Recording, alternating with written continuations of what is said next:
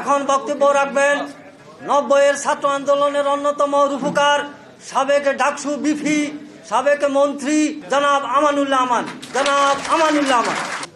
বহুদলীয় গণতন্ত্রের প্রবক্তা শহীদ রাষ্ট্রপতি জিয়াউর রহমানের স্বাধীনতা সার্বভৌমত্ব রক্ষা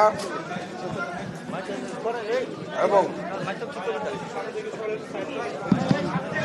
ছাত্র জনতার গণ অভ্যুত্থানের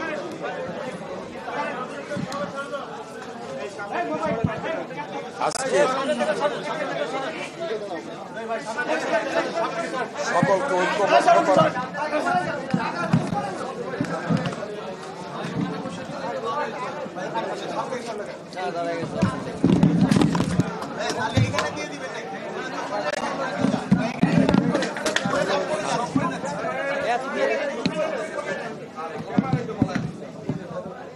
সকলকে ঐক্যবদ্ধ করার আহ্বানে আজকের জাকপা আয়োজিত আলোচনা সভার সংগ্রামী সভাপতি 90-এর গণ অভ্যুত্থানের ছাত্রনেতা বীর মুক্তিযোদ্ধা এবং এই জাতীয় প্রেস ক্লাব ঘোষিত জাতীয় বীর আজকের জাকপার সভাপতি জনাব খন্দকার লুৎফর রহমান, উপস্থিত আজকের প্রধান অতিথি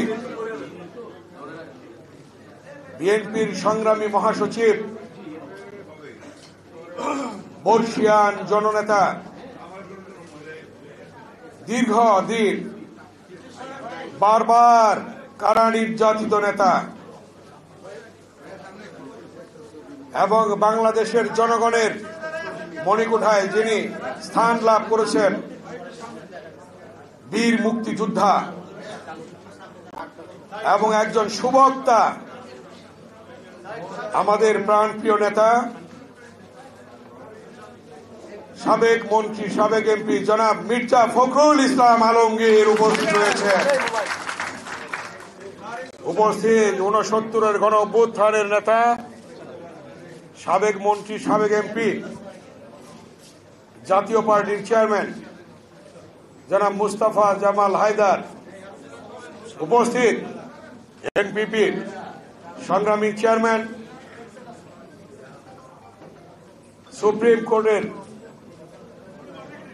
একজন বিশিষ্ট আইনজীবী জনাব ফরিদুজ্জামান ফরহাদ সহ উপস্থিত জাকপার সাধারণ সম্পাদক জাকির হোসেন রিয়াজ সহ উপস্থিত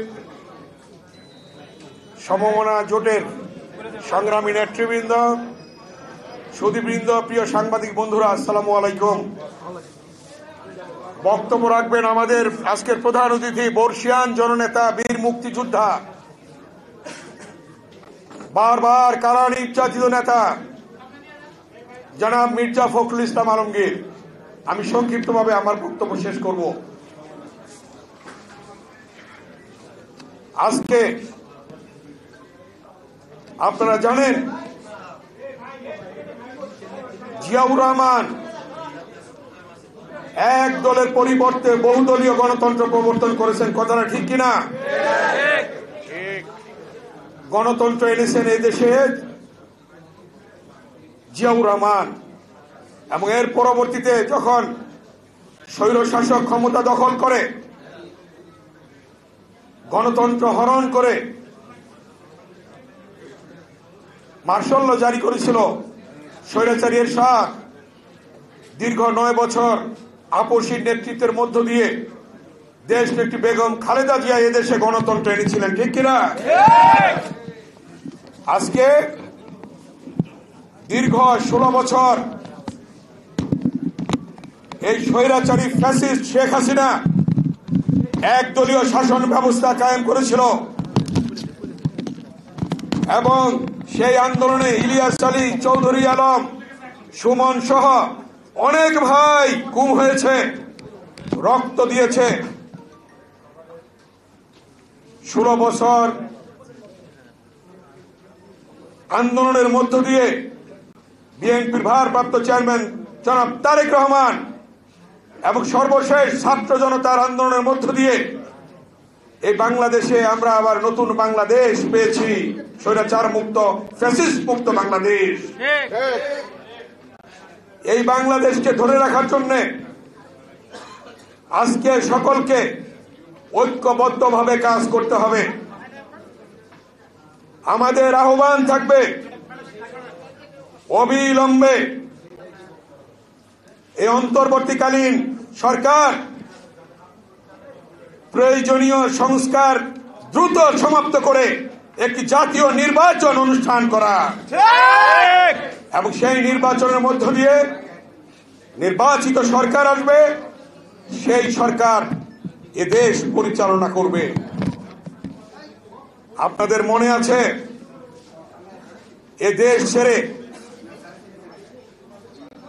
ছেড়ে পালাতে বাধ্য হয়েছে ফ্যাসিস্ট হাসিনা। একদিন আগেও যে বলেছিল যে শেখ মুজিবের মেয়ে পালায় না, কিন্তু আমরা কি দেখলাম একদিন পরে দৌড়ে গিয়ে পালিয়েছে। অতএব পলাতক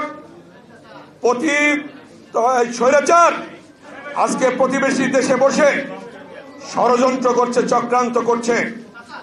আজকে বাংলাদেশের জনগণ ঐক্যবদ্ধভাবে এই পতিত স্বৈরাচারের ষড়যন্ত্র মোকাবেলা করে আগামী দিনে একটি নির্বাচন দেবে এবং এই নির্বাচন আদায় করবে, এটাই আজকে সকলের শপথ।